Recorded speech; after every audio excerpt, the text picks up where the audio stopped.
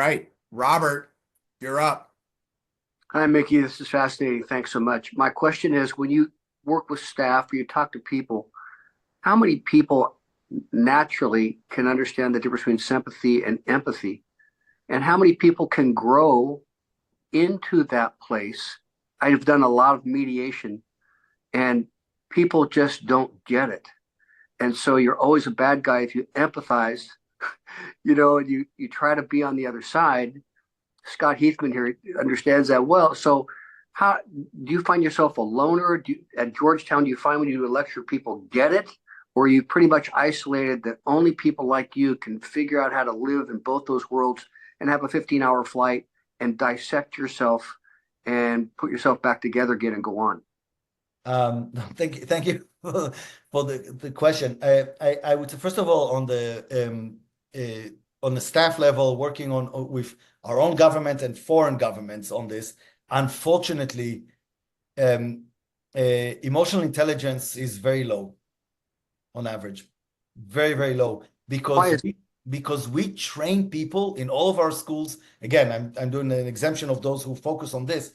At least even in Georgetown, and I teach emotional intelligence and international relations in Georgetown graduate degree because of that reason, because I figure we cough up, and it's one of the top schools in the country in international relations. We cough up graduates that can do a national interest analysis and presentation and policy recommendations like nobody else. But they don't understand people. We don't train them on that. And I'll say something about myself. Look, I'm an Israeli-born male. Emotional intelligence is not exactly our brand.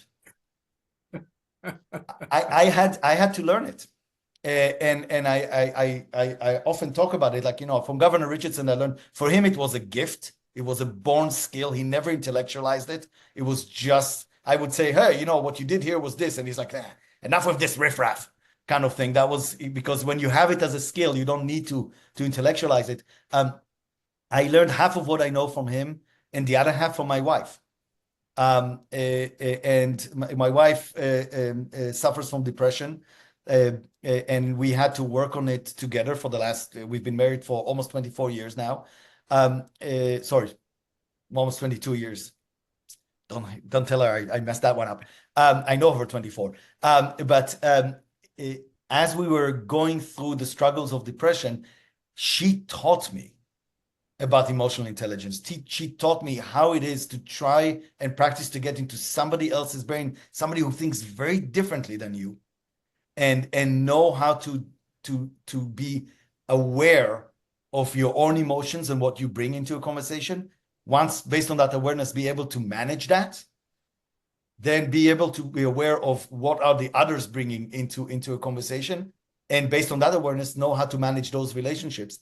4 planes of emotional intelligence. And it is, some people are born with that, some people are not, and a spectrum of this, but it is certainly something you can improve on. And I'm sure that that's what you and Scott do in your life, as many others. It is something that if you practice, it's our brains, it's a muscle, it's a way of doing that. Emotional intelligence is like, the more you work on it, the more you're aware, the more you reflect, the more you look at your favorite movie and be aware of what the sensations are that you feel from your favorite scenes, the more your brain, the pathways in your brain expand, and the faster you will be at recognizing emotions in yourself and others and be able to manage them. And so, yes, I truly believe that it is trainable, that it's a skill that can be developed. Yes, like everything else in life, there's people with more talent, natural talent to it, less talent for it, but it is trainable. We just don't do enough of it. We absolutely don't do enough of it.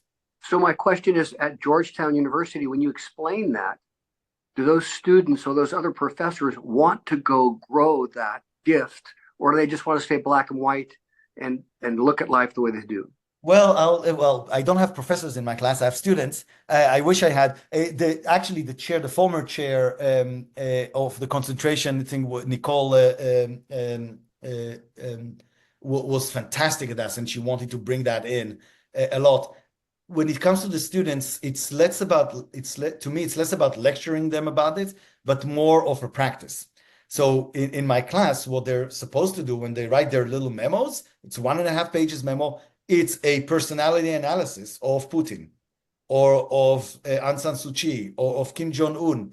It's getting and practicing into genuinely stepping into their shoes, not saying from an American perspective what we think they say, but what it actually is, and doing that research. And we have personality tests that we do, observer personality tests and things like that. So they start coming up with it. I can tell you that years ago, I used to do this thing. I haven't done it lately. I started the class with a shock and awe. And I would do, this was even before the pandemic, so it wasn't Zoom, it was Skype. But first class of my semester, I had a Hamas person on Skype talking to my American students. And they're not pandering to American audiences. They're arrogant enough to talk the way it is. And because it was remote, there was no fear in the American students to confront and to challenge. And we got insights into that. But it's the most shocking thing that you sit there and you don't fight, you're not arguing. You're having a discussion, you're listening. There's no point in punching, there's no point in winning an argument. It's purely for the sake of getting that information and then figure out, what do we do with this? How do we deal with this? So by practice of that, that's how I find the most effective way of doing it. And students are fully engaged in it. You bet. That's wonderful. Thank you.